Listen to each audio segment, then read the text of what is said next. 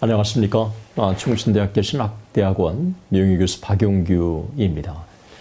우리가 존 웨슬리와 감리교 운동을 계속해서 살펴왔습니다. 오늘은 존 웨슬리의 미국 감리교 운동을 우리가 같이 함께 살펴보도록 하겠습니다. 웨슬리 말년은 격동과 재난과 승리가 동시에 어우러진 파란만장한 기간이었습니다. 1770년에는 한편으로 웨슬리와 그의 제자들 사이에 논쟁이 벌어졌고, 다른 한편으로는 칼빈주의자들과 논쟁이 벌어져 감리교 운동이 심각한 위기를 받았습니다. 비록 알미니우스가 웨슬리 사상이나 감리교 운동의 실질적이고 결정적인 원천 가운데 하나가 아니었음에도 불구하고 예정론과 관련해서 칼빈주의자들로부터 전에 없는 공격을 받으면서 웨슬리는 알미니안주의자라고 하는 낙인이 찍히게 되었습니다. 늘 그렇듯이 웨슬리는 상대방의 공격을 과감하게 도약의 계기로 삼았습니다. 알미니안주의자라고 하는 비평도 감리교의 정체성으로 수용해서 1778년에 알미니안 매거진이라고 하는 잡지를 출간합니다. 칼빈주의와의 대립뿐만 아니라 신대륙에서 독립을 두고 전개되는 정치, 종교적 갈등으로 웨슬리는 어려움에 직면합니다.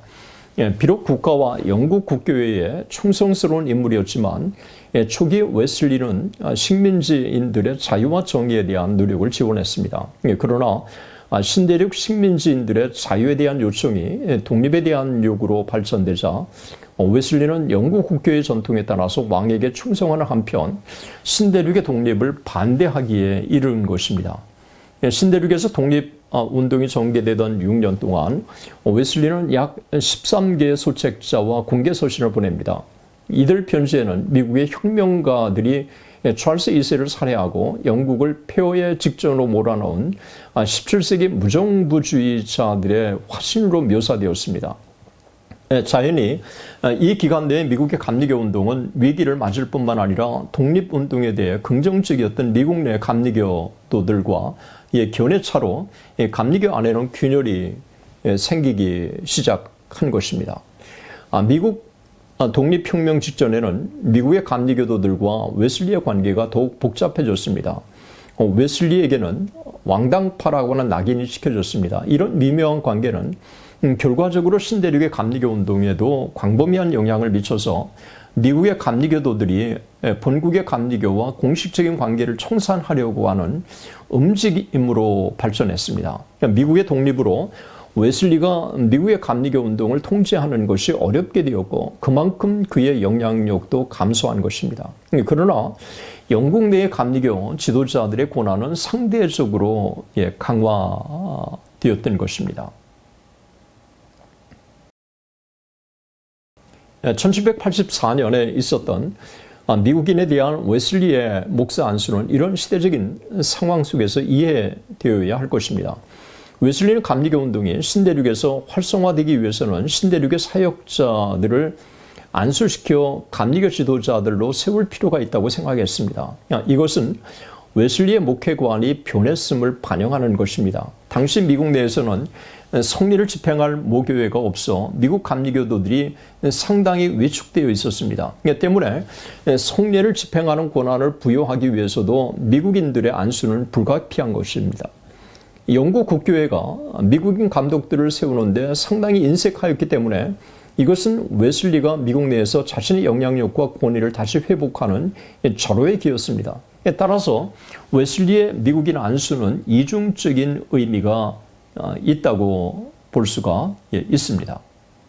이런 시대적인 상황 속에서 웨슬리는 미국의 감리교 사역을 위해서 리차드 왓코트 그리고 토마스 바시 이 두 사람을 평신도 설교자로 임명하고 자신의 가장 가까운 협력자이자 영국 국교회의 동료 장로였던 토마스 코우크 박사를 미국 감리교의 감리사로 파송한 것입니다. 토마스 코우크의 감리사 임명은 웨슬리가 미국 독립혁명 전에 파송하고 전후 미국 감리교 지도자가 된 프란시스 에즈베리에게 자신의 계획을 전달하려고 하는 분명한 뜻이 담겨져 있었습니다. 웨슬리는 코크와 에즈베리에게 자신을 대신해서 신대륙의 감리교도들을 돌보도록 부탁할 계획을 세우고 있었습니다. 이 계획은 단지 부분적으로만 성공했습니다. 에즈베리는 1784년 볼티모어에서 있었던 크리스마스 대회에서 미국 설교자들의 투표로 이 감리사에 선출되기까지 코크를 통해서 전달받은 웨슬리의 뜻을 받아들이기를 거부했습니다. 그 후에 에즈베리와 코크는 새롭고 자율적인 교단 메소디스트 감독교회를 조직한 것입니다. 메소디스트 에피스코폴 철치이죠. 에즈베리는 감독직에 오른 후에 웨슬리에게 이 사실을 알립니다. 그러니까 붕괴한 웨슬리가 이를 책망했으나 에즈베리는 부드럽게 그것을 받아넘겼습니다. 그 결과 미국의 감리교와 본국의 감리교의 관계는 더욱 소원해지고 말았습니다.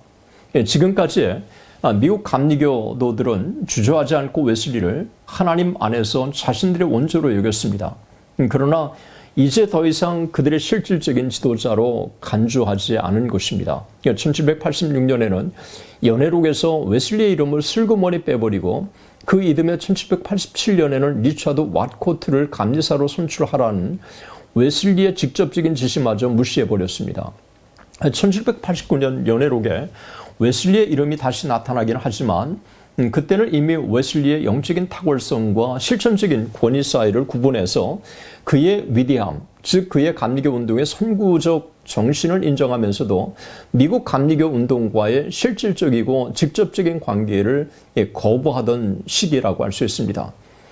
영국의 감리교 운동과 미국의 감리교 운동이 이런 차이점이 있는 것입니다. 웨슬리의 말년은 그렇게 많은 열매가 없었습니다. 1791년 3월 2일 런던에서 세상을 떠나기 한 달 전 웨슬리는 전도 여행을 계획했습니다. 그러나 끝내 그 전도 여행을 실현하지 못했습니다. 일생 동안 22만 5천 마일을 여행하고 4만 번의 설교를 하고 전 세계를 가슴에 품었던 웨슬리는 마무리 작업을 추종자들에게 남기고 영면한 것입니다. 웨슬리가 세상을 떠날 때 영국 감리교회는 130명의 선교사와 8만 900명의 교인이 있었고 미국에는 약 200명의 설교자와 6만 명의 교인이 있었습니다.